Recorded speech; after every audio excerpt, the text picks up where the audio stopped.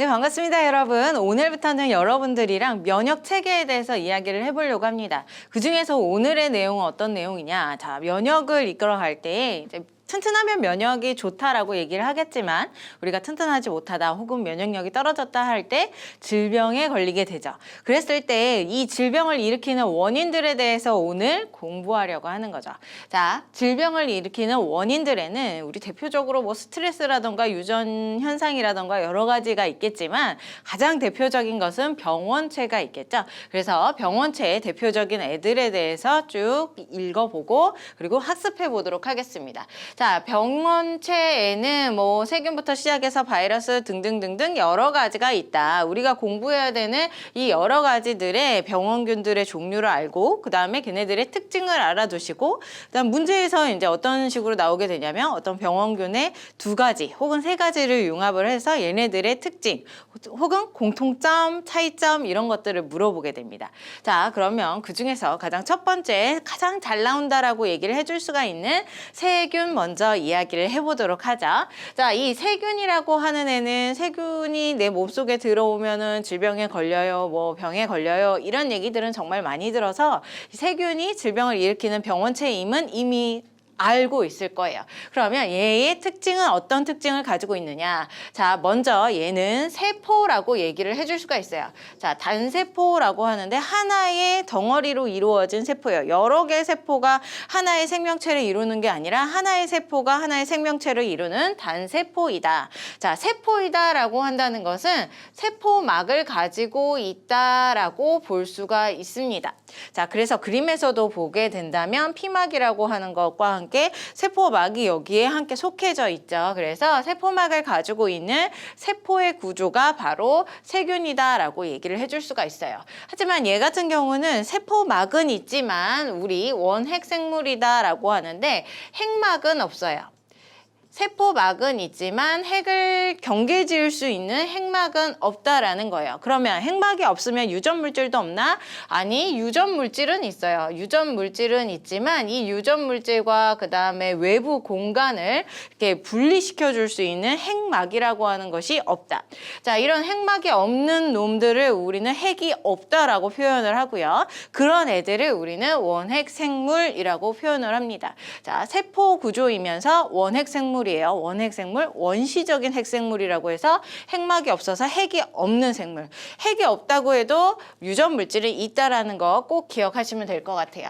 자, 핵이 없는 원핵 생물인데 핵막도 없는데 이 물질 안에, 이 생명체 안에 다른 세포 소기관들이 막을 가지고 있을 소기관들이 있겠냐 이 말이죠. 자, 핵이 가장 중요해서 이 핵이 이제 막을 가지고 있으면 다른 소기관들도 막을 가질 수 있는 능력들이 돼요. 하지만 지금 이 원핵 생물 같은 경우는 핵막 자체도 없죠. 그렇기 때문에 다른 부수적인 소기관들도 막을 가질 수가 없습니다. 그래서 여기 써 있지는 않지만 여기 있네요. 세포 소기관들이 없어요. 막으로 둘러싸여 있는 소기관들이 없는 거예요. 다른 소기관, 막이 아닌 소기관은 있습니다. 누구냐면 리보솜이라고 하는 단백질로만 이루어진 놈들은 있어요. 하지만 세포막으로 이루어진 인지질 이중층으로 이루어진 막을 가진 이제 세포 소기관들은 존재하지 않는다. 핵도 존재하지 않고 세포 소기관, 막성 소기관들도 존재하지 않는다는 거 기억을 하시면 될 것 같아요. 자, 유전물질이 있다라고 얘기를 했죠. DNA가 있어서 핵막은 없어서 핵 속에 존재하지는 않지만 유전물질이 있어서 얘가 유전현상이라던가 아니면 돌연변이라던가 증식이라던가 이런 생명활동들은 하게 됩니다. 자, 또 하나 세포벽을 가지고 있어요. 우리 식물세포는 세포벽을 가지고 있다 익히 알고 있죠. 그것과 반해서 이제 세균이라고 하는 애도 세포벽을 가지고 있는데 이 세포벽 같은 경우는 식물세포의 세포벽이랑 좀 종류가 달라요. 그래서 얘 세포벽의 종류 혹은 성분을 뭐라고 부르냐면 펩티도 글리칸이라고 얘기를 해요. 펩티도 아래쪽으로 글리칸 이렇게 부릅니다. 자, 펩티도 글리칸층이 있어가지고 이제 얘를 세균이라고 얘기를 해줄 수가 있습니다. 그럼 이 이 세균을 내가 이제 들어왔을 때, 내 몸에 들어왔을 때 얘를 치유하기 위해서 치료제로서 무엇을 사용하느냐? 항생제를 사용을 하게 된다. 자, 이 항생제를 잘 기억을 해줄 필요가 있는 게 병원체에 대해서 비교를 할 때에 세균이랑 바이러스가 가장 많이 비교돼서 나와요. 그러면 이 바이러스도 항생제를 처리를 하면 아, 얘가 치료가 되겠구나 이렇게 생각하는 친구들이 너무나 많죠. 병원에서도 웬만하면 막 항생제를 때려 넣는 옛날에 병원들도 있었으니까 지금의 병원이라고 얘기하면 안 되고 자 옛날에 병원들도 있었으니까 자 이 항생제가 만병통치약이라고 생각을 하고 바이러스에도 치료제 혹은 세균에도 치료제 이렇게 생각을 하는 친구들이 있습니다. 하지만 항생제는 오로지 세균에만 작용을 해요. 가장 기본적인 항생제는 누구를 이렇게 만들지 못하게 만드냐면 여기에 있는 세포벽 펩티도글리칸층을 만들지 못하게 형성하지 못하게 하는 성분이 이제 항생제의 가장 기본적인 성분이다라고 볼 수 있어요.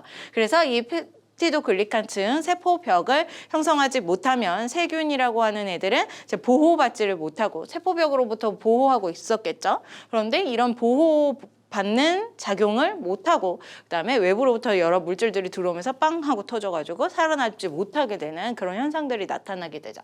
그래서 세균에 의한 질병은 항생제를 이용해서 치료를 하게 됩니다. 바이러스나 아니면 뭐 곰팡이 이런 애들한테는 절대 작용이 안 되고 오로지 세균한테만 작용이 된다는 것 알아두시면 될 것 같아요. 자, 이런 문제들이 나왔을 때 꼭 하나의 선지에서는 이런 걸 물어봐요. 어떤 예, 질병의 예를 물어봐요. 자, 세균이 일으키는 질병의 예 는 이런 애들이 있죠. 결핵이라던가 식중독이라던가 세균성 식중독이라던가 폐렴이라던가 자 결핵이나 뭐 이런 애들이 꼭 바이러스와 함께 연결이 되는 줄 아는데 이제 바이러스랑은 구분지어서 세균에 의해서 일어나는 결핵 그다음에 세균성 식중독 폐렴 등이 있다라는 것 알아두시면 될 것 같아요.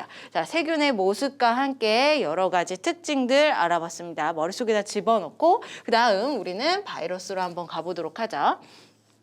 자, 그 다음 두 번째는 바이러스예요. 자, 바이러스는 세균이랑 같이 비교해서 혹은 세균만큼 굉장히 많이 나오게 되죠. 그리고 이 바이러스는 우리가 이미 생명과학의 맨 앞쪽 단원에서 공부를 하게 돼요. 그래서 그 단원과 함께 연계해서 문제 많이 나오고 있기 때문에 바이러스를 아주 조심히 잘 봐두시면 좋을 것 같습니다. 자, 바이러스는요, 이제 세균이냐, 세포냐 아니냐로 먼저 따져봐야 되겠죠.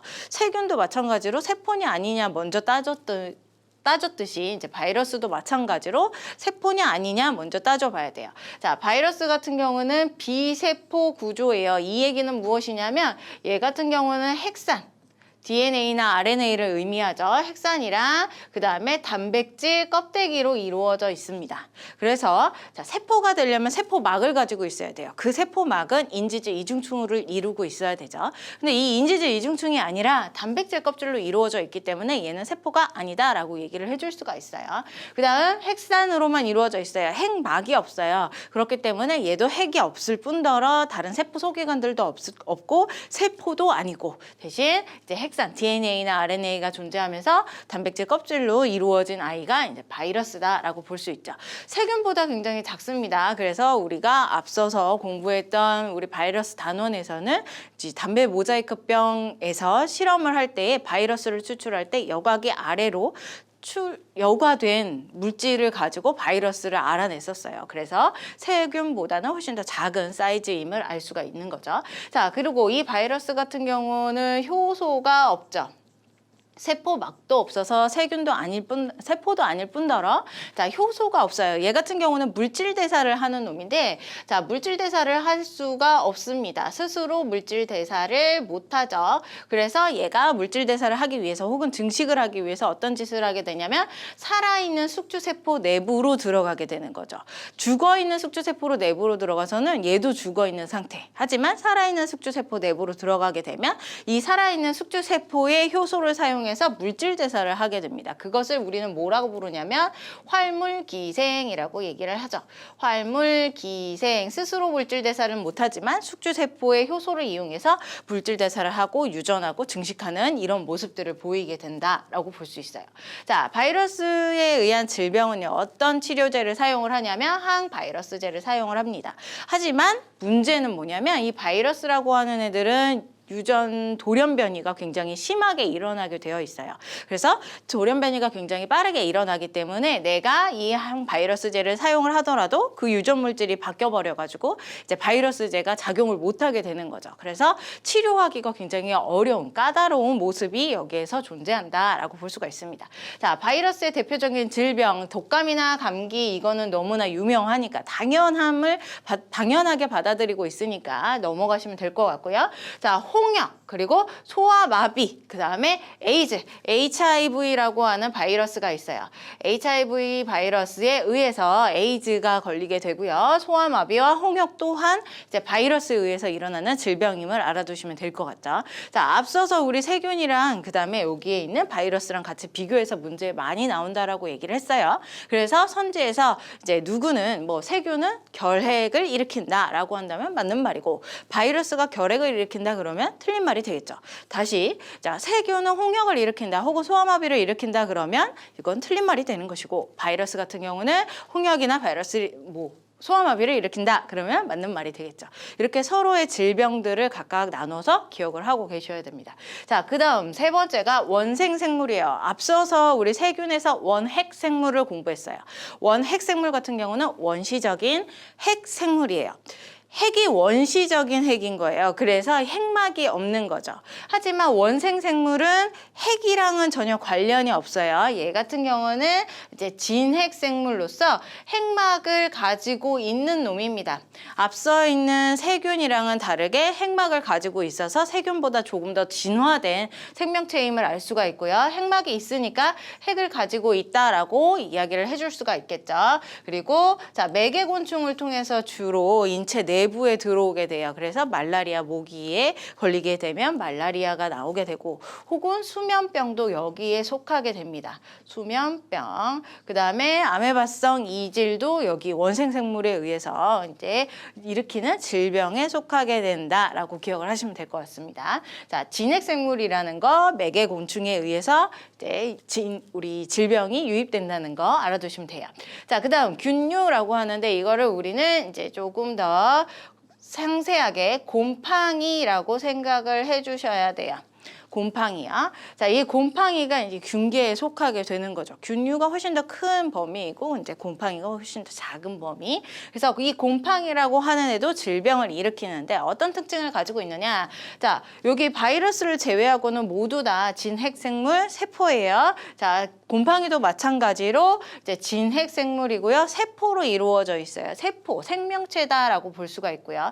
진짜 핵생물이기 때문에 핵막을 가지고 있는 거죠. 그래서 핵을 가지고 있고요. 그 다음에 얘 같은 경우는 이제 다세포 생물이라고 얘기를 해줄 수가 있습니다. 위쪽에 있는 원생생물 같은 경우는 단세포 생물들도 많지만 자, 곰팡이는 다세포 생물, 세포 여러 개가 하나의 덩어리를 이루어서 생명체를 이루는 것. 자, 이 곰팡이가 몸에 직접 증식을 하거나 아니면 독성을 퍼뜨려가지고 몸에 질병을 일으키는 게 바로 요놈의 하는 짓이다. 이렇게 알아두시면 될 것 같아요. 자, 얘는 항진균제를 사용을 하게 되는데요. 이 항진균제 같은 경우는 바이러스제라던가 아니면 항생제보다는 좀 출제 빈도가 떨어지니까 알아두기만 하면 연결시켜서 알아두기만 하면 될 것 같아요. 자, 무좀이라던가 폐 질환이라던가 이런 것들이 곰팡이에 의한 질병임을 알 수가 있겠죠. 자, 그다음 프리온, 프라이온 이렇게 얘기하는데 프라이온이라고 하는 애는 단백질로만 이루어져 있습니다. 단백질 위에서 원생생물 그 다음에 곰팡이 그리고 앞서서 세균까지 해서 얘네들은 세포였죠. 하지만 바이러스는 세포가 아니라고 얘기를 했고 또 두 번째로 세포가 아닌 애가 바로 프라이온이라고 하는 애가 바로 세포가 아니에요. 자, 단백질로만 이루어져 있어요. 얘는요 특이하게 유전 물질이요. DNA나 RNA도 없어요. DNA나 RNA도 없어요. 그래서 뭐 돌연 변이를 한다던가 증식을 한다던가 이런 짓을 하지 못합니다. 그러면 얘는 어떻게 질병을 일으키느냐? 우리 몸에 정상적인 프라이온이 있는데 얘가 어떤 원인에 의해서 변형 프라이온이 되게 돼요. 변형된 프라이온은 꼭 누구처럼 행동을 하냐면 좀비처럼 행동을 한다는 거죠. 이 변형 프라이온이 다른 정상 프라이온 옆에 가가지고 붙어서 이제 딱 접촉을 하게 되면 정상 프라이온도 변형 프라이온으로 변신을 하게 된다는 거예요. 좀비가 물어뜯었을 때 얘도 좀비가 되는 것처럼. 자, 그래서 단백질로만 이루어져 있고 유전 물질이 없음에도 불구하고 접촉에 의해서 변형 프라이온으로 계속 확장시킬 수가 있는 특징을 가지고 있는 게 요놈이다라고 볼 수가 있어요. 그럼 얘는 어떤 일을 하게 되느냐면 신경계에 작용을 하게 됩니다. 신경계에 작용을 하게 돼요. 그래서 뇌에 작용을 해가지고 뇌에 구멍을 뚫게 돼서 이제 뇌가 꼭 스펀지처럼 구멍이 뽕뽕뽕뽕 뚫리는 현상이 나타나게 되죠. 그게 대표적인 질병이 누구냐면 광우병이에요. 광우병. 소에 걸리면 광우병이라고 얘기를 하고 사람에 걸리면 야코프병이나 아니면 크로이츠펠트병이라고 얘기를 하는 겁니다.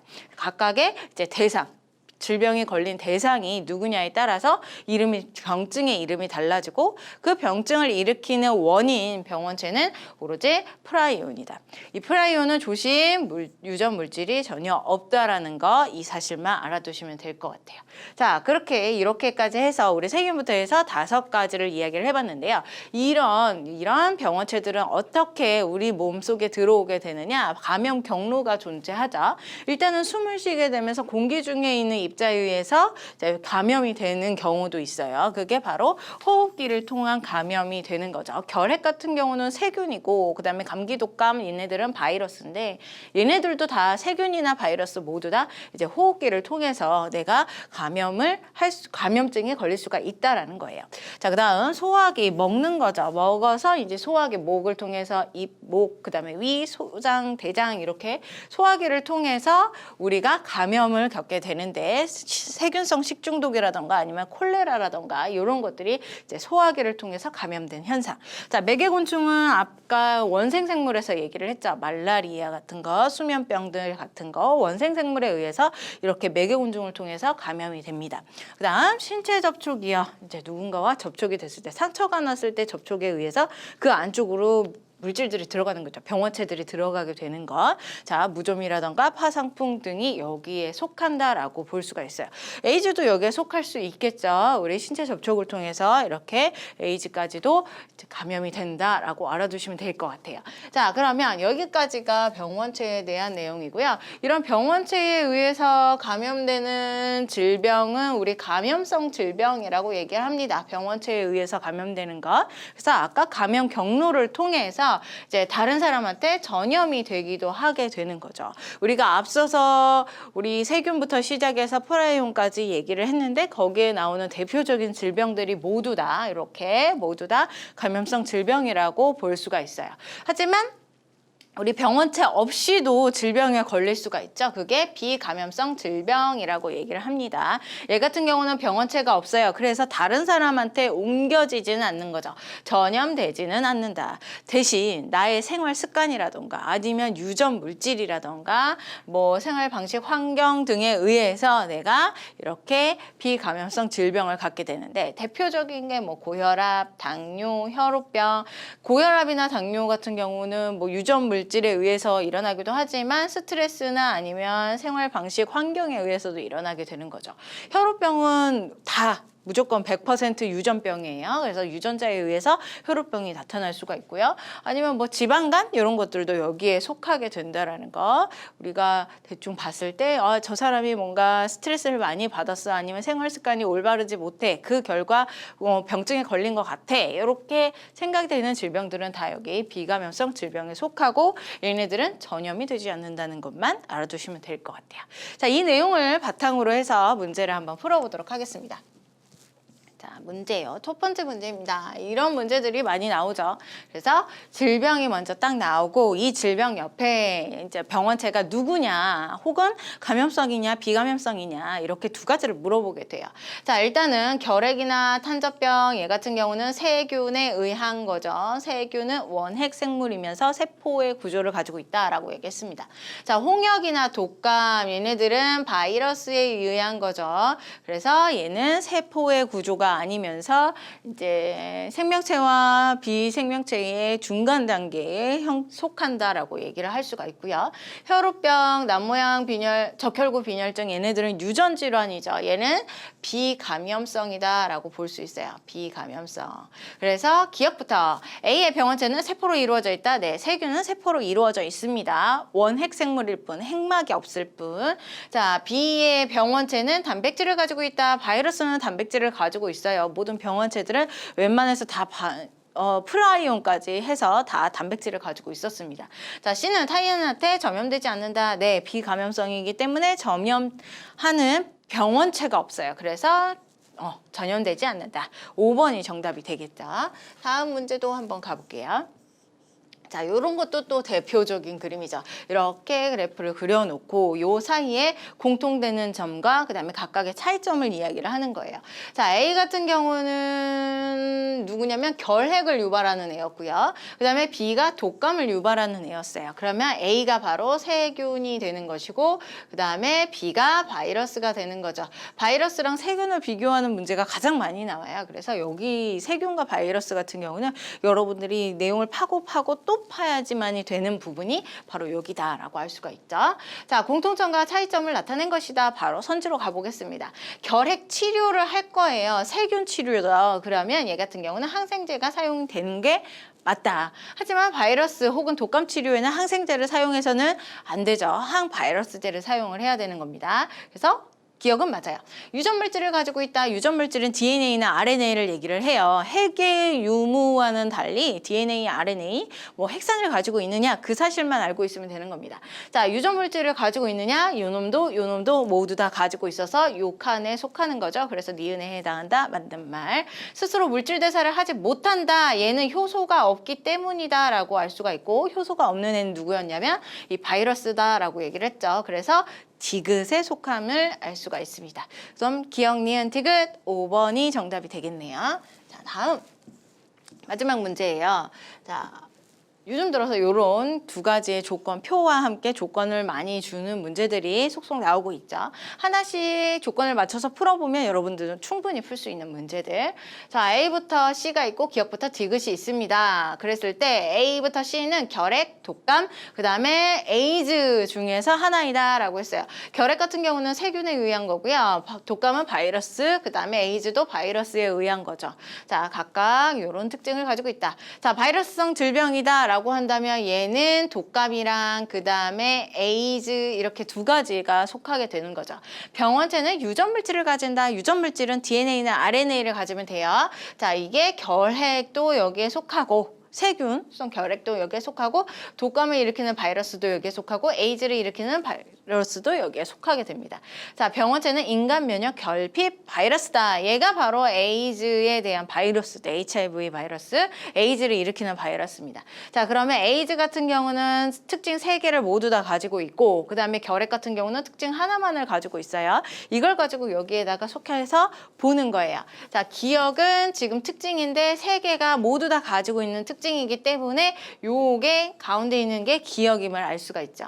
그 다음에 니은은 2개이기 때문에 에이즈와 여기 바이러스성 질병이다. 요 놈이 이제 니은 요 놈이 되겠고 디귿은 에이즈만 갖는 게 되겠습니다. 자, 그래서 디귿 에이즈만 가지면서 세 조건 특징을 모두 다 갖는 C가 에이즈가 되겠고 그다음 2가지 특징을 갖는 애가 독감 바이러스가 되겠죠. 그래서 B가 독감, A는 결핵 이렇게 되겠네요. 모두 다 풀어냈어요. 그럼 선지로 가서 A는 독감이다. 결핵이죠.